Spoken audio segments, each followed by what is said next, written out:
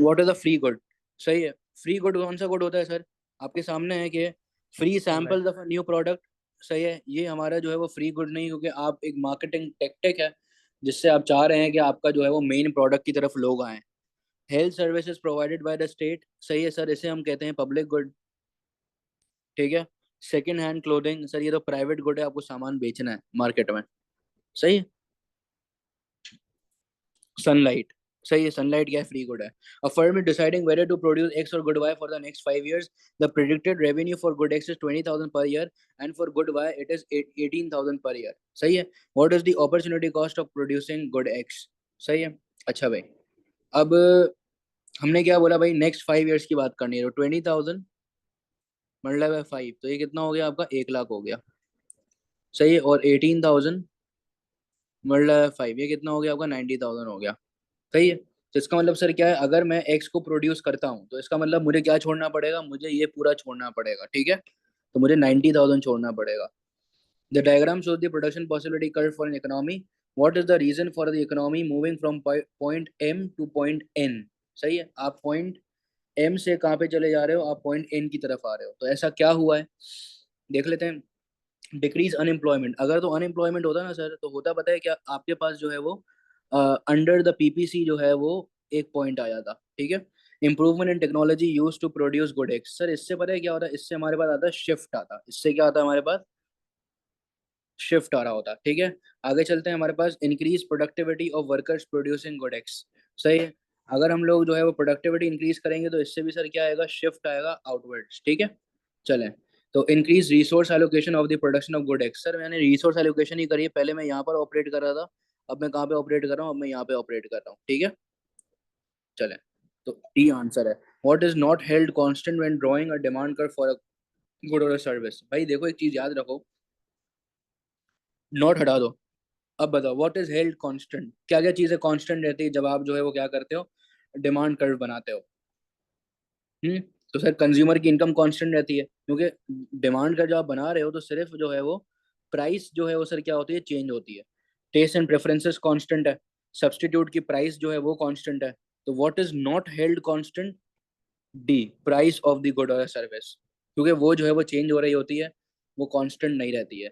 यही तो सेट्रस पेरेबस है कि सर एक चीज जो है वो कांस्टेंट है, बाकी दूसरी चीज जो है वो चेंज हो रही है। ठीक है। आगे चलते हैं जरा। The diagram shows shift in the supply curve for New Zealand airlines from S1 to S2। ठीक है। आपका दिख रहा है सामने सामने के सप्लाई कर्व में आउटवर्ड शिफ्ट है। What is most likely to cause of this shift? Sir क्या हुआ है हमारे पास? सीधी सीधी नजर आ रहा है answer. Number of people wanting to fly to New Zealand, ये डिमांड रिलेटेड है। बी नहीं हो सकता। An increase in the price of train and bus travel in New Zealand. Sir इससे क्या हो रहा है? डिमांड बढ़ रही है, ये भी नहीं हो सकता। Increase in the tax on air travel, इससे तो सप्लाई कर्व में इनवर्ट शिफ्ट आ रहा है। अगर कॉस्ट कम होगी तो सर क्या होगा? न्यूजीलैंड की एयरलाइन में सप्लाई कर्व आउटवर्ड शिफ्ट हो जाएगा। ए आंसर है। What could cause the price of tea to increase? सही है। क्या होगा जिससे आपकी जो है वो टी की प्राइस जो है वो इंक्रीज हो जाएगी? सही है। टी की प्राइस कब इंक्रीज होगी sir? Decrease in the demand for T. मेरे भाई जब डिमांड कम होती है तो प्राइस भी जो है वो कम हो जाती है। फिर कैसे?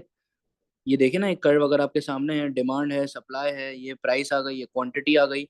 अगर डिमांड मेरी कम हो रही है, सही है, तो इससे सर क्या हो रहा है? मेरे पास जो है वो मेरी प्राइसेस जो है वो भी क्या हो रही हैं? कम जो है वो हो रही हैं। ठीक है। ओके हो गया। चलो। तो ये तो नहीं हो सकता decrease in the price of a substitute good. अगर तो सब्स्टिट्यूट गुड की प्राइस कम होगी तो इससे सर क्या होगा कि हमारे गुड की डिमांड जो है वो सर क्या हो जाएगी? वो भी जो है वो कम हो जाएगी, क्योंकि सब्स्टिट्यूट गुड जो है वो अब लोग ज्यादा खरीदेंगे। तो ए भी नहीं है, बी भी नहीं है। Increase in the price of a substitute good, अगर सब्स्टिट्यूट गुड की प्राइस आपकी जो है वो बढ़ जाएगी, सही है, तो हमारे पास क्या होगा कि हमारे गुड की डिमांड बढ़ेगी। जब हमारे गुड की डिमांड बढ़ेगी, सही, तो इसकी वजह से हमारे गुड की प्राइस जो है वो बढ़ रही होगी। तो सी आंसर होगा। Increase in the supply of T. T की जब सप्लाई बढ़ेगी, कभी भी किसी चीज की सप्लाई ज्यादा होती है तो प्राइस आपकी कम हो जाती है। ठीक है। तो करेक्ट आंसर सी है। सेवन पे आ जाओ। A firm changes the price of its products and find that its revenue increases. ठीक है। Which combination of price change and PED would have caused this? आ जाए भाई। Which a firm changes the price of its products and find that its revenue increases. उसने बोला कि मैंने अपनी price को जब चेंज किया तो मेरा रेवेन्यू इंक्रीज हो गया। अब एक चीज याद रखें, अगर तो आप प्राइस को बढ़ाते हैं, सही, और अगर आपका रेवेन्यू इंक्रीज हो रहा है तो इसका मतलब आपकी डिमांड क्या है भाई, इनइलास्टिक है। ठीक है, और अगर आप अपनी प्राइस को कम करते हैं और आपका रेवेन्यू जो है वो इंक्रीज हो रहा है तो इसका मतलब है कि आपकी जो पीडी है वो इलास्टिक है। तो ये दो सिचुएशंस हैं, इसी में से जो है वो क्वेश्चन बनेगा।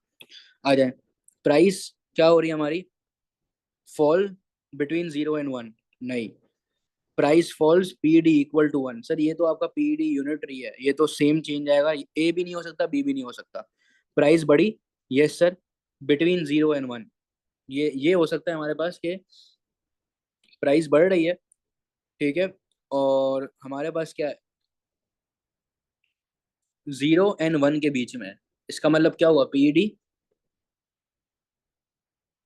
लेस देन 1 है ना, ठीक है, तो इसका मतलब क्या हुआ, इलास्टिक हो गया है नहीं, ठीक है, तो सी आंसर है। What could not occur in a market economic system, market economic system में क्या चीज नहीं होगी, मोनोपोलिस्ट जरूर होगा मार्केट इकोनॉमिक सिस्टम में, तो ए तो नहीं हो सकता। पॉल्यूशन जरूर होगी, भाई हम क्यों जो है वो सोसाइटी को बेनिफिट क्रिएट करें, पॉल्यूशन तो हम करेंगे। Government setting minimum wages to relief poverty, ये चीज जो है वो नहीं होगी, क्योंकि गवर्नमेंट मार्केट इकोनॉमी में जो है वो नहीं होती है। प्राइवेट ओनरशिप ऑफ फर्म्स तो जरूर होगी, सी आंसर है। What is the correct definition of demerit good, demerit good वो होते हैं जो कि एक्सटर्नल कॉस्ट क्रिएट करते हैं सोसाइटी में। तो a good with generates external benefit, नहीं सर ये तो मेरिट गुड है। A good with higher private cost than social cost, नहीं सर, ये तो डीमेरिट गुड वो होता है जिसकी सोशल कॉस्ट ज्यादा होती है प्राइवेट कॉस्ट से, सोसाइटी को ज्यादा कॉस्ट हो रहा होता है देन इन इंडिविजुअल, सही है।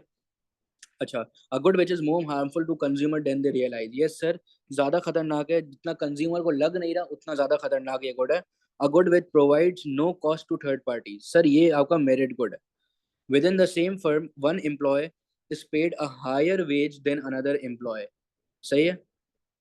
यार देखो, एक फर्म के अंदर एक एम्प्लॉय को ज्यादा पैसे दिए जा रहे हैं, एक एम्प्लॉय को कम पैसे दिए जा रहे हैं, क्यों है ऐसा भाई, which reason for the difference in their wage could be considered discrimination, yes sir, क्या है ऐसा, they have different level, सवाल को समझें, which could be considered discrimination,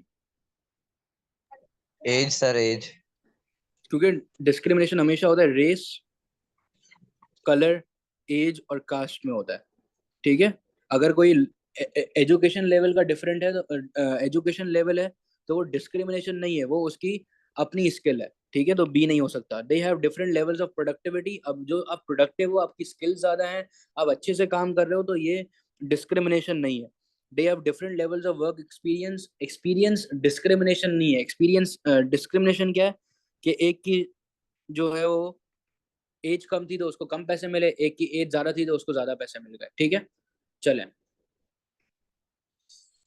हाँ जी भाई, अगर यहाँ तक शुरू के 10 में कोई मसला है तो जरा पूछ लो यार।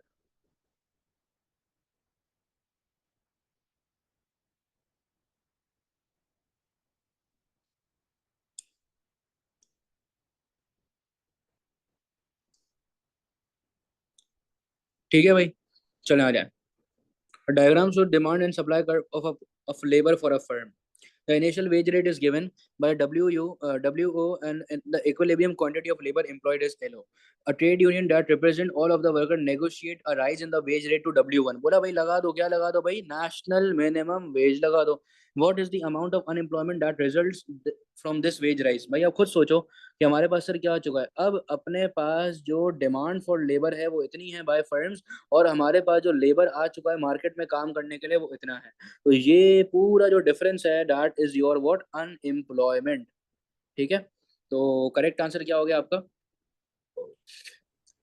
L1 से लेके L2, ठीक है, आ जाओ। सर अब सर सर हाँ बोले, बोले। सर, अगर यहीं पर ही अगर ये सवाल था कि what is the amount of employment, तो उसमें क्या लिखते? एम्प्लॉयमेंट यहाँ पे होता ही नहीं, सही है, क्योंकि एम्प्लॉयमेंट तो हो भी नहीं सकता ना, एम्प्लॉयमेंट पता है कहाँ से कहाँ तक है, जी सर। एम्प्लॉयमेंट है यहाँ से लेके यहाँ तक, बस, ठीक है, सही अरे है, मुझे सही है। समझ ही नहीं आते ग्राफ वाले, एक दफा और समझा। चलें।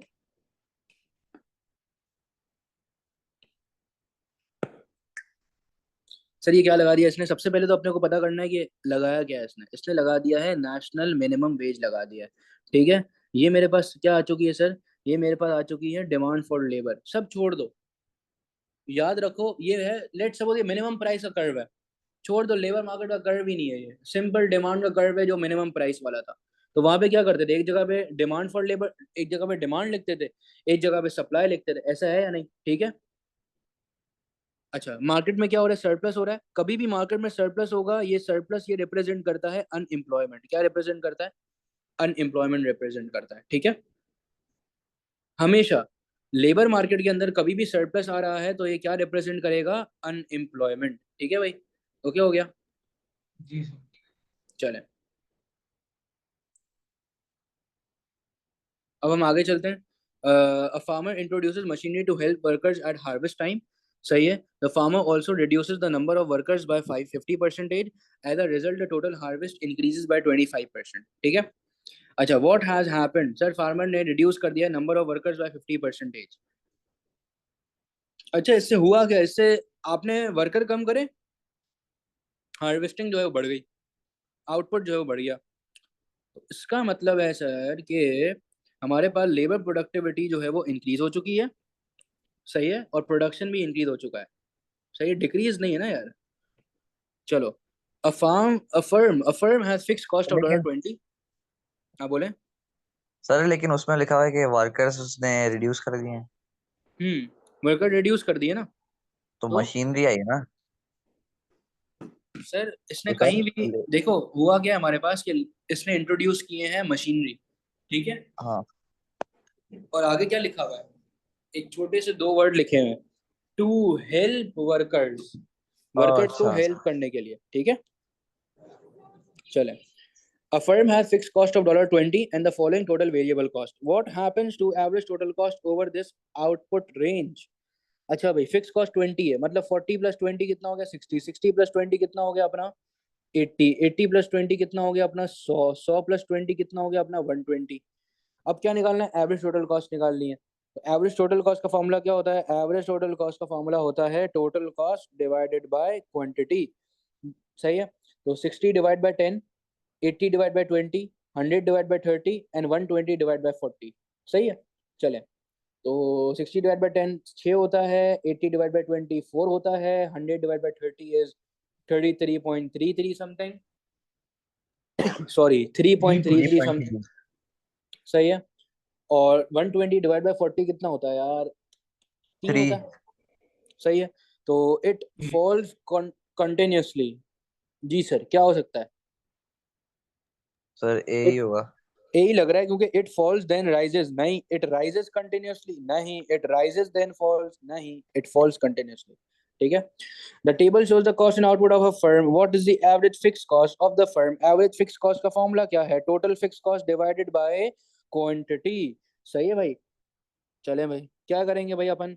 सिंपल, इस total cost is equal to fix cost plus variable cost. Total cost आ गई आपकी कितनी? 10,000। फिक्स कॉस्ट अपनी है x, वेरिएबल कॉस्ट कितनी आ गई है? 8,000।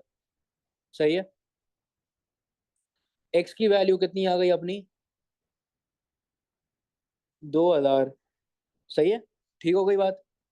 ए हो गया ए। चले, तो सर एवरेज फिक्स कॉस्ट आपकी कितनी हो गई है सर? 12,000 को 2,000 को आपने डिवाइड किया कितने से? 10 से डिवाइड किया, आंसर कितना आ रहा है आपका sir? 200। A clothing manufacturer expands by taking over a clothing retailer। एक मैन्युफैक्चरर ने क्या कर दिया? एक सेकेंडरी सेक्टर ने, टर्शरी एक में। सेकेंडरी सेक्टर ने वो चला गया किसके पास भाई? आपके टर्शरी सेक्टर के पास चला गया। मतलब क्या है? बैकवर्ड इंटीग्रेशन है? नहीं, कॉन्ग्लोमेरेट फॉरवर्ड। इंटीग्रेशन है। सर कॉन्ग्लोमेरेट का मतलब होता है डिफरेंट इंडस्ट्रीज, डिफरेंट सेक्टर।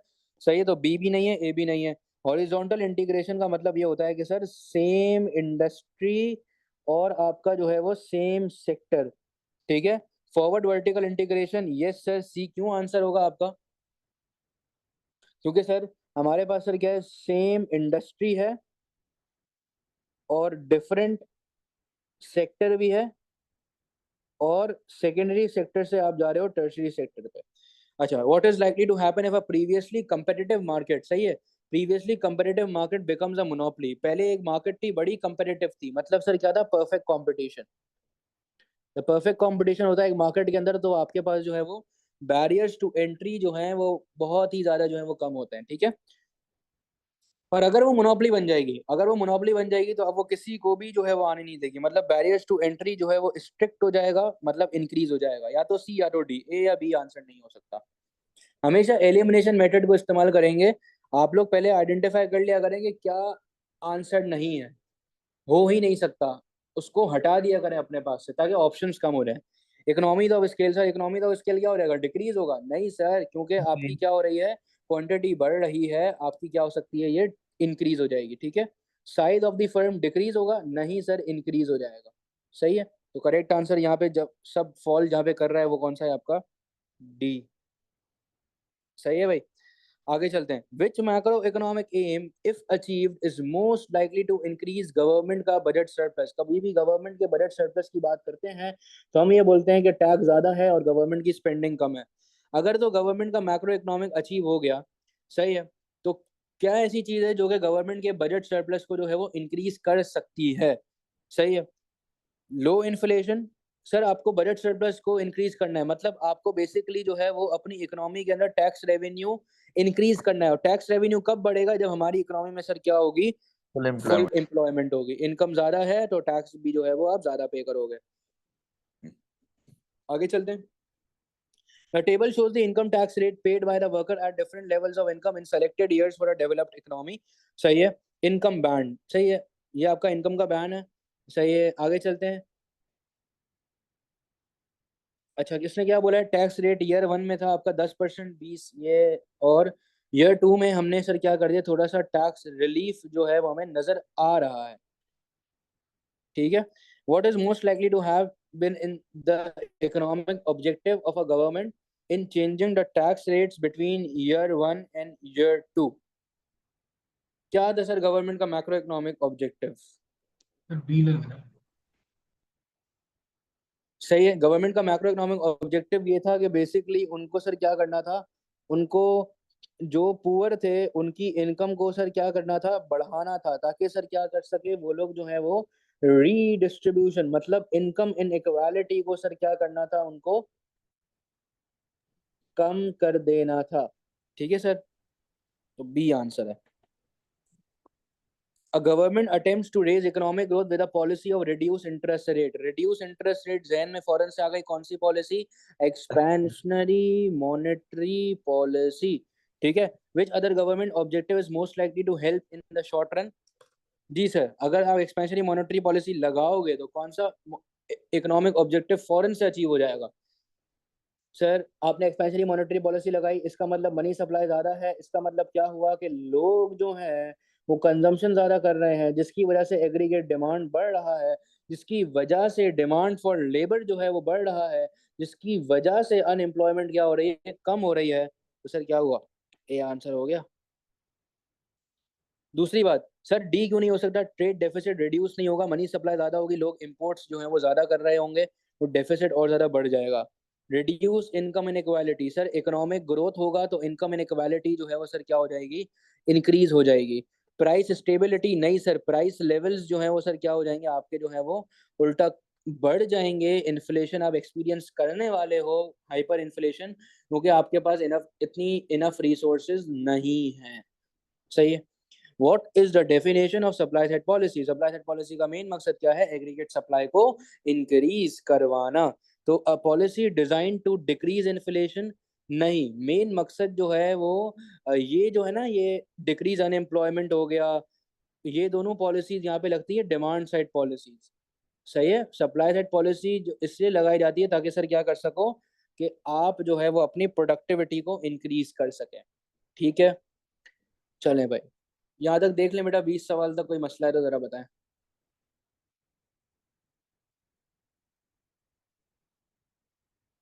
कोई इशू है?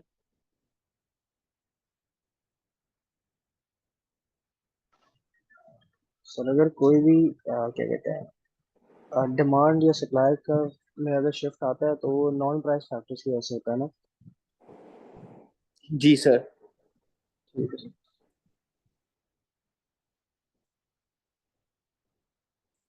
चलें भाई, आ जाए। Subsistence farming is the practice of growing crops and raising livestock। Okay हो गया।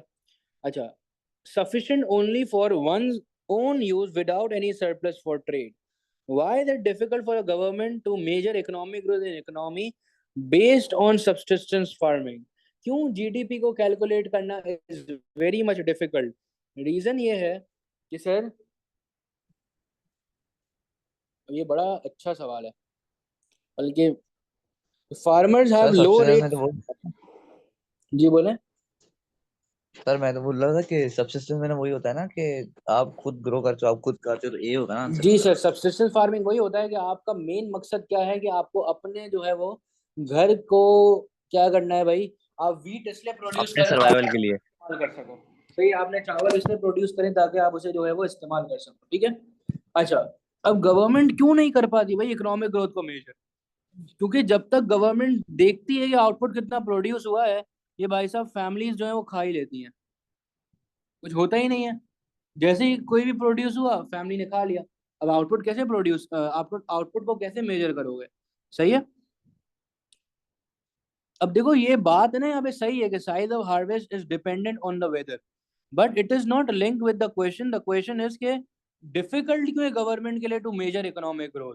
ये बात जब होती जब लिखा होता कि भाई why is it difficult for a government to grow crops. सही है, चलें।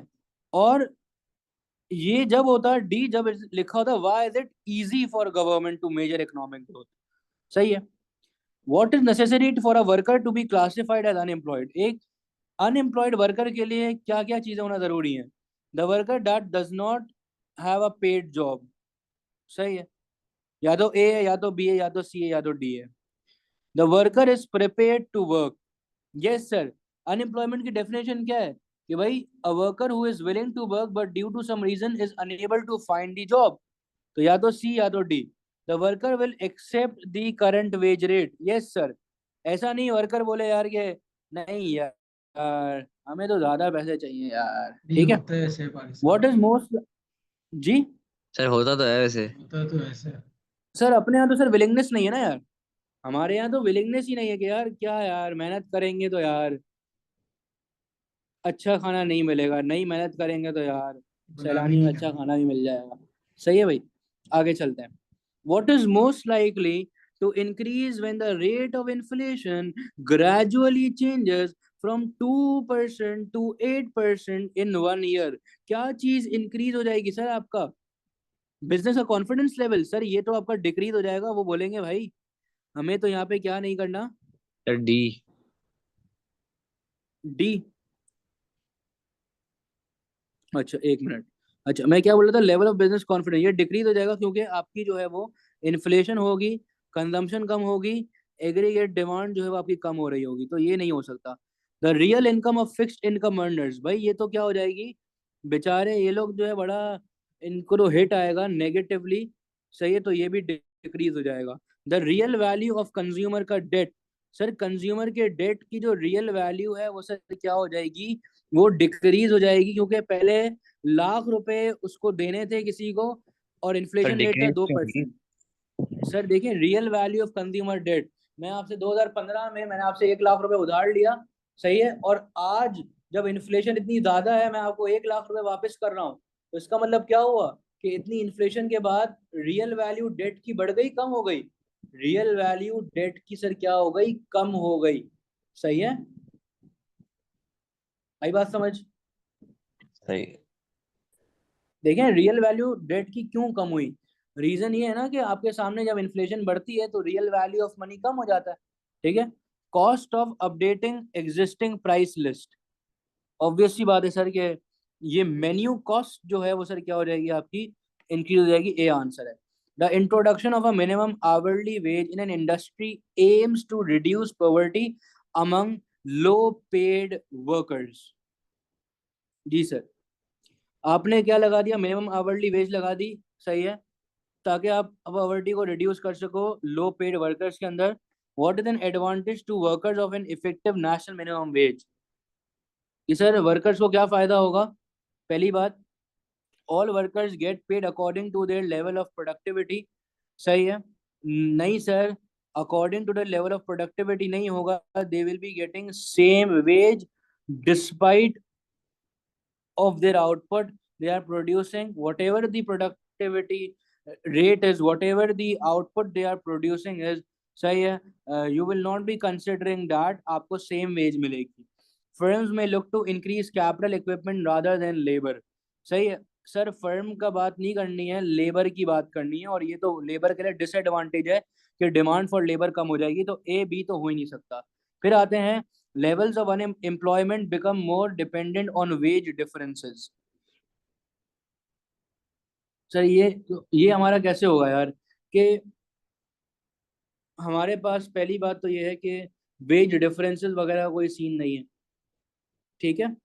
अच्छा, redistribution of a firms income rewards labour rather than owners. Sir हमारे पास क्या हो रहा है, जब मिनिमम आप आवर लगा देते हो, मिनिमम वेज लगा देते हो, तो वर्कर को सर क्या हो रहा है, वर्कर को ज़्यादा जो है वो रिवॉर्ड या पैसे वगैरह मिल रहे हैं. ओनर इतना चाह भी नहीं रहा था देना, पर वर्कर को मिनिमम वेज की वजह से अब ज़्यादा पैसा जो है वो जनरेट कर पा रहा है. चलें, the chart shows the population pyramid for a country. What is most likely to cause the population pyramid to be shaped in this way? अच्छा भाई, सर डी होगा. सर क्या देख लेते हैं भाई कि हमारे पास सर क्या हो रहा है, कि बर्थ रेट जो है वो आपके साथ जो है वो बड़ा ज़्यादा है, फीमेल्स का भी बहुत सारा. और मेल का भी बर्थ रेट बहुत ज़्यादा है भाई, ठीक है. अच्छा, अगर आप देखो तो जैसे जैसे हमारे पास आवाम है ना, दिन ब दिन क्या हो रही है, कम हो रही है, और 81 to 90 वाले तो बहुत ही कम बच गए अब. सही है, तो इसका मतलब क्या है कि डेथ रेट जो है वो बहुत ज़्यादा आपका बढ़ रहा है, और बर्थ रेट भी जो है वो बहुत ज़्यादा बढ़ रहा है, ठीक है. The table shows information on 4 countries, which countries likely to be most developed. Most developed वही होगा जिसकी लाइफ एक्सपेक्टेंसी जो है वो ज़्यादा है, ठीक हो गया, और जिसकी पॉपुलेशन जो है वो सबसे कम है, ठीक है भाई. अब यहाँ पे आप ये नहीं बोल देना कि सर पॉपुलेशन तो बी एक ही कम है, तो ए आंसर हो जाएगा. देखते हैं क्या सीन है. सर बी इसकी होगा ना. Population D, B B B. B देख लेते हैं जरा. इसकी पॉपुलेशन ज्यादा है, डी को तो हटा ही दें कि भाई ये तो फारिग चल रहा है एकदम, पॉपुलेशन बहुत ही ज्यादा है इसकी तो, ठीक है. चलें एक मिनट, इसकी पॉपुलेशन बहुत ज्यादा है, सही है, इसका जीडीपी जो है वो कम है, और इसकी लाइफ एक्सपेक्टेंसी जो है वो ज्यादा है, तो ये एक फेवर पॉइंट है, तो डी नहीं हो सकता. पॉपुलेशन जो है वो सही है, ठीक है. ग्रॉस डोमेस्टिक प्रोडक्ट जो है वो 600 है, और लाइफ एक्सपेक्टेंसी जो है वो आपकी कम है, सबसे कम है ना इसमें, तो ये भी नहीं हो सकता. अच्छा, बी में जीडीपी हाईएस्ट है, पॉपुलेशन उस हिसाब से सही है, और लाइफ एक्सपेक्टेंसी भी हाईएस्ट है, नहीं है, तो बी मोस्ट लाइकली. देखिए कभी भी आंसर आएगा ना लाइकली, तो इसका मतलब है कि एमसीक्यू नहीं है, ये बीसीक्यू है, सही है. Best choice questions. What is an advantage to a firm of specialisation at national level. National level पे अगर आप स्पेशलाइज कर रहे हो तो सर क्या होगा, आपकी जो एवरेज कॉस्ट है वो कम हो जाएगी due to economies of scale. Sir ये एडवांटेज नहीं है, ये डिसएडवांटेज है, सही है. कंपटीशन फ्रॉम ओवरसीज फर्म्स, ये हमने इंटरनेशनल लेवल लिखा होता तो हम लोग डिस्कस करते, सही है, तो ये तो नहीं हो सकता हमारा आंसर. आगे चलते हैं, dependency on supplies from other countries, सही है, इसका कोई लिंक नहीं बैठता. What is N intended outcome of protecting infant industries from free trade. सही है, मेन आपका जो है वो इफेक्ट क्या होगा अगर आप इन्फेंट इंडस्ट्रीज को प्रोटेक्ट करोगे from free trade. To decrease competitiveness, नहीं भाई, इंक्रीज करेंगे कंपेटिटिवनेस, ये नहीं हो सकता. To decrease the demand for exported goods, नहीं सर, इंक्रीज करना चाहेंगे आप, सही. आगे चलते हैं, to increase employment, yes sir, आपकी डोमेस्टिक फर्म्स को आप जो है वो इंक्रीज करना चाहते हैं, बढ़ाना चाहते हैं, तो सी आंसर होगा. अच्छा, अगर आप प्रोटेक्शनिस्ट मेजर लगाते हैं या कुछ भी आप प्रोटेक्ट कर रहे हैं इन्फेंट इंडस्ट्रीज को, तो आप हरगिज नहीं चाहेंगे कि आपकी जो है वो इम्पोर्टेड गुड्स की सप्लाई बढ़े. In the diagram, curves D1 and S1 relate to the demand and supply of the US dollar against the Chinese yuan. What is most likely to cause the demand curve for US dollar to shift from D1 to D2? आप D1 से sir कहाँ पे आ चुके हैं, आप आ चुके हैं D2 की तरफ, सही है, प्राइसेस कम हो चुकी हैं. हाँ भाई.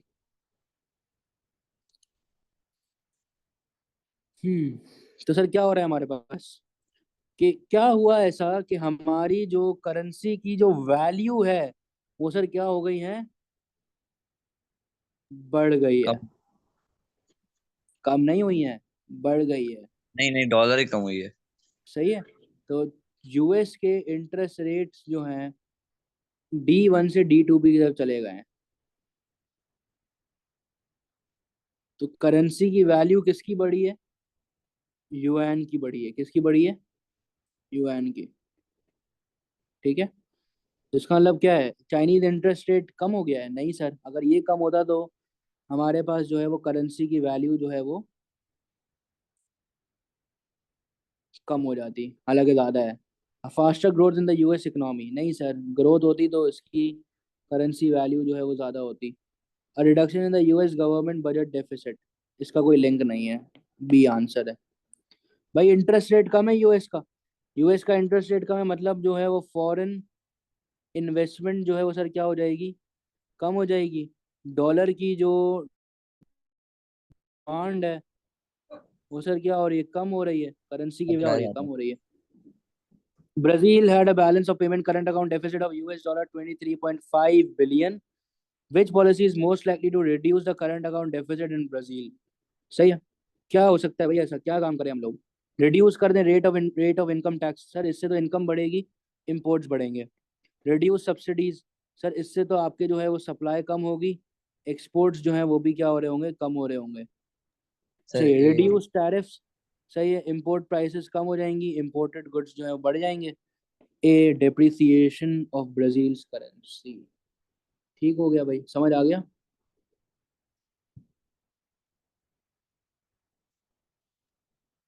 चलें भाई, अगर यहाँ तक कोई भी क्वेश्चन है तो जरा पूछ लें भाई।